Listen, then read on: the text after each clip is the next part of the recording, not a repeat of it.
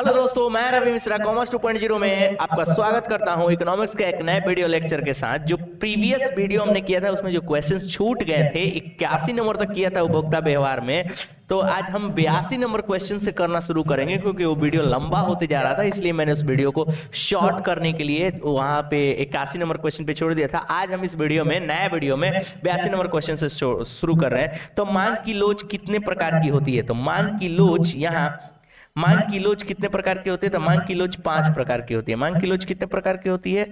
तो मांग की लोच मांग की लोच कितने प्रकार की होती है? तो मांग की लोच 5 प्रकार की होती है। अगला क्वेश्चन है, इनमें से कौन मांग लोच इकाई से कम को बताती है? मांग लोच इकाई से कम को बताती था। विलासिता संबंधी वस्तुएं, ऑप्शन नंबर बी आरामदायक वस्तुएं, ऑप्शन नंबर सी आवश्यक वस्तुएं, उपयुक्त सभी। तो इनमें से कौन मांग लोच इकाई से कम बताती है? तो यहां आंसर हो जाएगा आपका सी आवश्यक वस्तुएं। आवश्यक वस्तु में जैसे फूड प्रोडक्ट, मेडिसिन, सॉल्ट, ये सब आवश्यक वस्तु होता है। इसमें इकाई से कम लोचदार मांग होती है। इकाई से ईडी लेस देन 1 होता है। यहाँ पे इकाई से कम लोचदार मांग का मतलब होता है आवश्यक वस्तुओं में होता है ऐसा। अगला क्वेश्चन देखेंगे। अगला क्वेश्चन कह रहा है कि मांग की लोच कौन से तत्व प्रभावित करते हैं? मांग की लोच कौन से तत्व प्रभावित करते हैं? ऑप्शन नंबर ए वस्तु का स्वभाव, ऑप्शन नंबर बी मूल्य स्तर, ऑप्शन नंबर ए आय स्तर, उपयुक्त सभी। तो यहां आंसर हो जाएगा उपयुक्त सभी इज द आंसर। सभी क्या है? अगला क्वेश्चन कह रहा है, इनमें से कौन सा तत्व अल्पकालीन तत्व है? इनमें से कौन सा तत्व अल्पकालीन तत्व है? ऑप्शन नंबर ए स्थिर साधन, ऑप्शन नंबर बी परिवर्तनशील साधन, option number A and B दोनों, इनमें से कोई नहीं। तो इनमें से कौन सा तत्व अल्पकालीन तत्व है? अल्पकालीन माने अल्पकाल में होता है, तो परिवर्तनशील माने परिवर्तनशील जो साधन होते हैं वो अल्पकालीन के लिए होते हैं, स्थिर तो दीर्घकाल के लिए होता है। अगला क्वेश्चन, निम्न में से कौन से तत्व मांग को प्रभावित करते हैं? निम्न में से कौन से तत्व मांग को प्रभावित करते हैं? ऑप्शन नंबर ए मूल्य, ऑप्शन नंबर बी आय परिवर्तन, ऑप्शन नंबर सी उपभोक्ता की पसंद, उपयुक्त सभी। तो मांग को प्रभावित करने वाले तत्व तो इनमें से सभी हैं। आय भी है, उपभोक्ता की पसंद भी है, मूल्य भी है। तो यहाँ 86 का आंसर हो जाएगा डी उपयुक्त सभी इज द राइट आंसर। अगला क्वेश्चन देखते हैं, इनमें से कौन मांग कारक है? PX, option number B DX is equal F into PX, F into DX. तो ये हो जाएगा DX is equal to F into PX. अगला क्वेश्चन है, निम्न में से किन वस्तुओं की मूल्य लोच बेलोच होती है? किन वस्तुओं की मूल्य लोच बेलोच होती है? यहाँ ऑप्शन नंबर ए समाचार पत्र, ऑप्शन नंबर बी नमक, ऑप्शन नंबर फल तथा दूध, उपयुक्त सभी। तो कह रहा है किन वस्तुओं की मूल्य लोच बेलोच होती है? तो यहाँ आंसर हो जाएगा समाचार पत्र का। अगला क्वेश्चन कह रहा है कि मांग की लोच है, ऑप्शन नंबर ए मात्रात्मक कथन, ऑप्शन नंबर बी गुणात्मक कथन, ऑप्शन नंबर ए मांग की लोच है मात्रात्मक कथन होगा। मांग की लोच मात्रात्मक, मांग का नियम गुणात्मक होता है, मांग का नियम गुणात्मक होता है, मांग की लोच मात्रात्मक होता है, ये ध्यान रखेंगे। दोनों तो आंसर होगा नहीं, क्योंकि मांग की लोच मात्रात्मक कथन है और मांग का नियम गुणात्मक कथन है। तो अगला क्वेश्चन देखते हैं, मांग वक्र हमेशा नीचे की ओर जाता है। मांग वक्र हमेशा नीचे की ओर जाता है। बाएं से दाएं नीचे की ओर, बाएं से दाएं ऊपर की ओर, वाई अक्ष के समानांतर में जाता है, बाएं से दाएं नीचे की ओर। अगला क्वेश्चन है, गिफिन वस्तुओं के लिए एक कीमत मांग की लोच होती है। गिफिन वस्तुओं के लिए कीमत मांग की लोच होती है, ऑप्शन नंबर बी धनात्मक। गिफिन वस्तु में धनात्मक, थोड़ा उल्टा होता है। अगला क्वेश्चन, आवश्यक वस्तुओं की मांग की मूल्य लोचता होती है। आवश्यक वस्तुओं की मांग की मूल्य लोचता होती है। ऑप्शन नंबर ए शून्य, ऑप्शन नंबर बी असीमित, इकाई से अधिक, इकाई से कम। तो यहाँ आंसर हो जाएगा ऑप्शन नंबर ए शून्य। आवश्यक वस्तुओं की मांग की मूल्य लोचता होती है, 92 का ए इज द राइट आंसर, शून्य। अगला क्वेश्चन कह रहा है, मांग की लोच को मापने का सूत्र निम्न में से कौन सा है? ऑप्शन नंबर ए मांग का अनुपातिक परिवर्तन बताओ, कीमत में अनुपातिक परिवर्तन। तो ऑप्शन ए ही पहला ही सही है। अगला क्वेश्चन देखते हैं, मांग के नियम का आधार है। मांग के नियम का आधार है, ऑप्शन नंबर ए उपयोगिता ह्रास नियम, ऑप्शन नंबर बी वर्धमान प्रतिफल नियम, ऑप्शन नंबर सी ह्रासमान प्रतिफल नियम। इनमें से कोई नहीं। तो मांग के नियम का आधार है ऑप्शन नंबर ए उपयोगिता ह्रास नियम। अगला क्वेश्चन है, किसने कहा है मूल्य का निर्धारण मांग एवं पूर्ति दोनों के द्वारा होता है? जेवेंस ने, वालरस ने, मार्शल ने, इनमें से कोई नहीं। तो मार्शल ने कहा था, क्योंकि ये कुछ ऐसे नियम देते हैं, कैंची के दो फलकों का उदाहरण देते हैं, कैंची के दो फलकों का उदाहरण देते हैं, जहां एक दूसरे को इंटरसेक्ट करता है वहीं पे क्या होता है, प्राइस डिटरमाइंड होता है। तो ये डिमांड कर्व, ये सप्लाई कर्व, जहां एक दूसरे को इंटरसेक्ट करते हैं तो मांग एवं पूर्ति दोनों के द्वारा होता है। अगला क्वेश्चन कह रहा है कि मांग वक्र का ढाल होता है, मांग वक्र का ढाल होता है ऋणात्मक, धनात्मक, वाई अक्ष के समानांतर, एक्स अक्ष के समानांतर। मांग वक्र का ढाल होता है ऋणात्मक। अगला क्वेश्चन है, किन वस्तुओं पर मांग का नियम लागू होता है? किन वस्तुओं पर मांग का नियम लागू होता है? ऑप्शन नंबर ए कह रहा है सामान्य वस्तुएं, ऑप्शन नंबर बी कह रहा है गिफिन वस्तुएं, ऑप्शन नंबर सी कह रहा है प्रतिष्ठा, ऑप्शन नंबर डी कह रहा है इनमें से सभी, इनमें से सभी। तो यहाँ क्वेश्चन कह रहा है कि मांग का नियम लागू होता है किन वस्तुओं पर? मांग का नियम तो सामान्य वस्तुओं पर भी लागू होता है, गिफिन वस्तुओं पर, प्रतिष्ठा से, इनमें से सभी वस्तुओं पर। तो यहाँ 97 का बस किन वस्तुओं पर मांग का नियम लागू होता है? अच्छा, सामान्य वस्तु पर लागू होता है मांग का नियम। अगला क्वेश्चन, मांग वक्र के खिसकाव का अर्थ है, मांग वक्र के खिसकाव का अर्थ है कीमत में वृद्धि के कारण मांग में कमी, ऑप्शन नंबर बी है कीमत में कमी के कारण मांग में वृद्धि, ऑप्शन नंबर सी कीमत में परिवर्तन के बिना मांग में परिवर्तन, ऑप्शन नंबर डी इनमें से कोई नहीं। तो यहाँ आंसर हो जाएगा सी, कीमत में परिवर्तन के बिना मांग में परिवर्तन खिसकाव। मतलब कि डिमांड कर्व कोई यहाँ पे था, डिमांड कर्व अब खिसक के यहाँ पे आ गया है। तो ये क्या है? कीमत में परिवर्तन के बिना मांग में परिवर्तन। अगला क्वेश्चन कह रहा है कि मांग में कमी का कारण होता है। ऑप्शन नंबर ए वस्तु की कीमत में वृद्धि, ऑप्शन नंबर बी उपभोक्ता की आय में वृद्धि, ऑप्शन नंबर सी वस्तु की कीमत में कमी, ऑप्शन नंबर डी उपभोक्ता की आय में कमी। तो यहाँ आंसर हो जाएगा ए, वस्तु की कीमत में वृद्धि। मांग में कमी का कारण क्या होता है? वस्तु की कीमत में वृद्धि।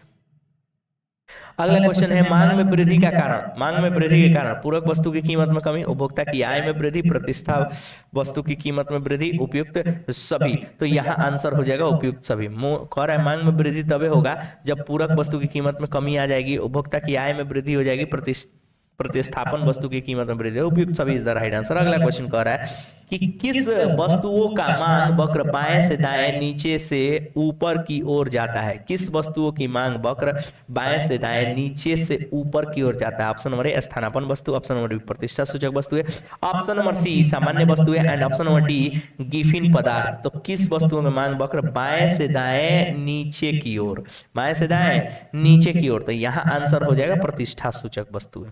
अगला क्वेश्चन है, निम्नलिखित में से कौन सी जोड़ी प्रतिस्थापन वस्तुओं के उदाहरण हैं?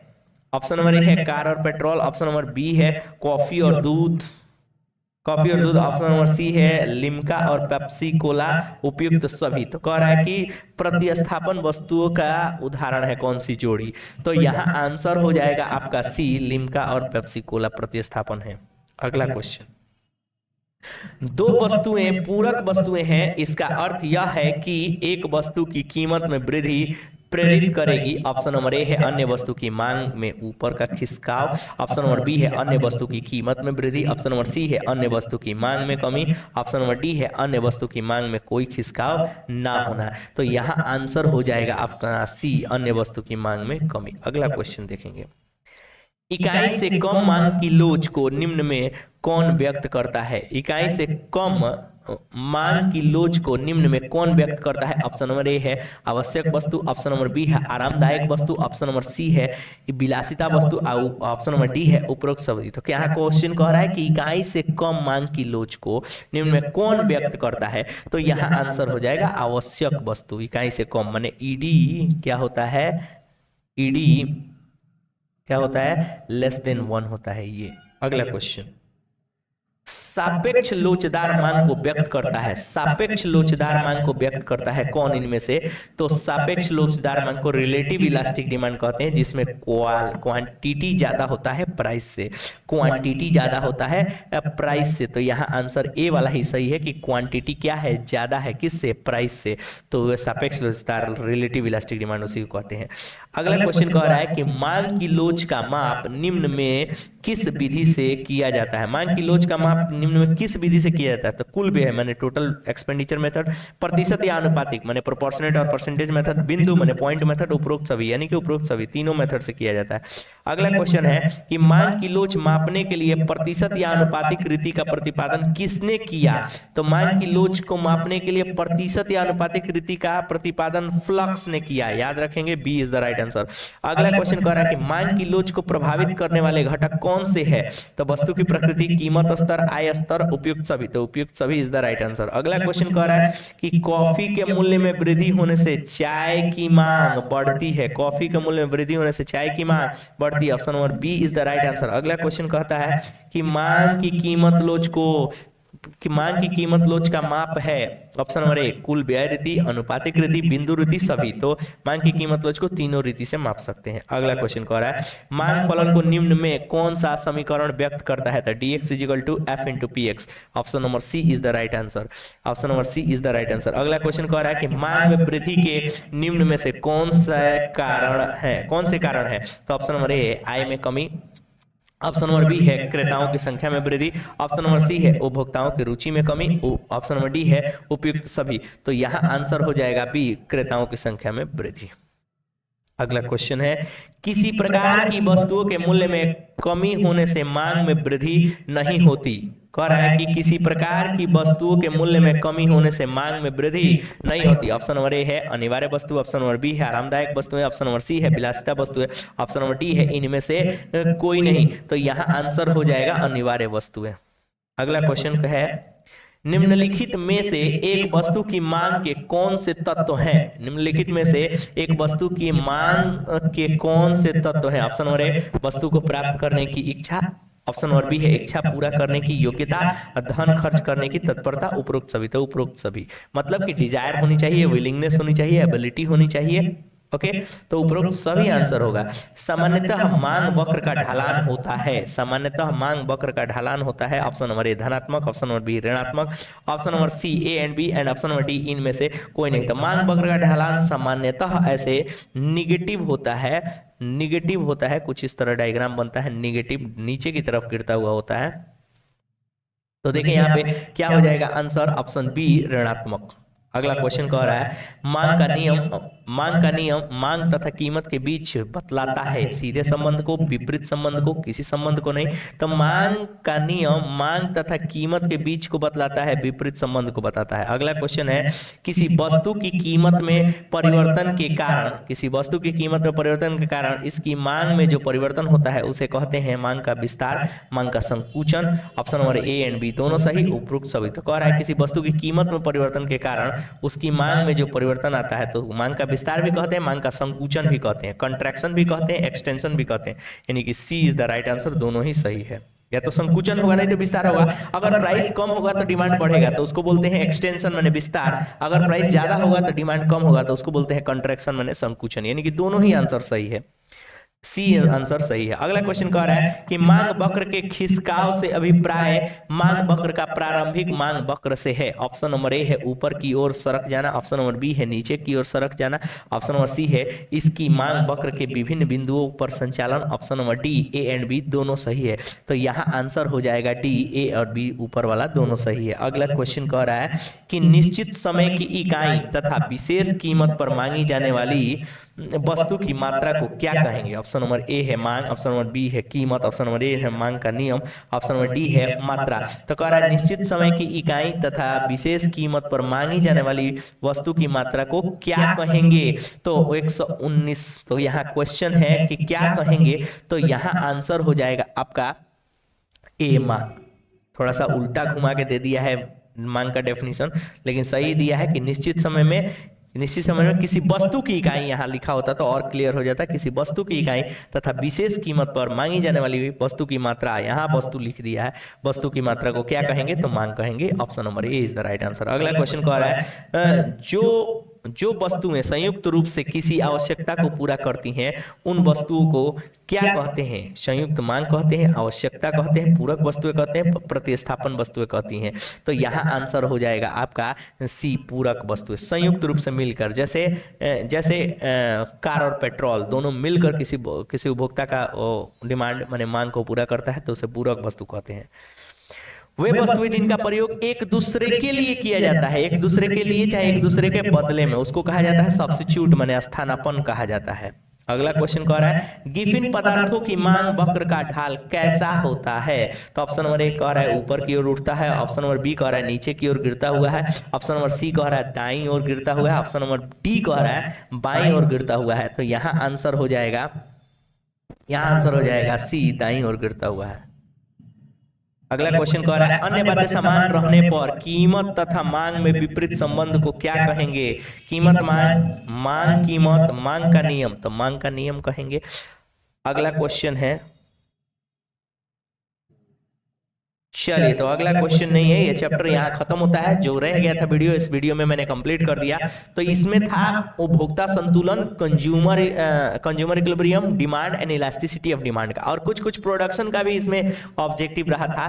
तो इसलिए आप ये 3 चैप्टर का एक यूनिट में मैंने बना दिया कि यहाँ पे consumer equilibrium, demand and elasticity of demand का ये सारे ऑब्जेक्टिव्स इसमें थे। अगर आप करते हैं तो ये 3 चैप्टर का ऑब्जेक्टिव का पूरा कंप्लीट हो जाता है। जो आपके बुक में नहीं था वो भी इसमें एक आध 2 ऑब्जेक्टिव मिलाया गया है, ऊपर से लगाया गया है।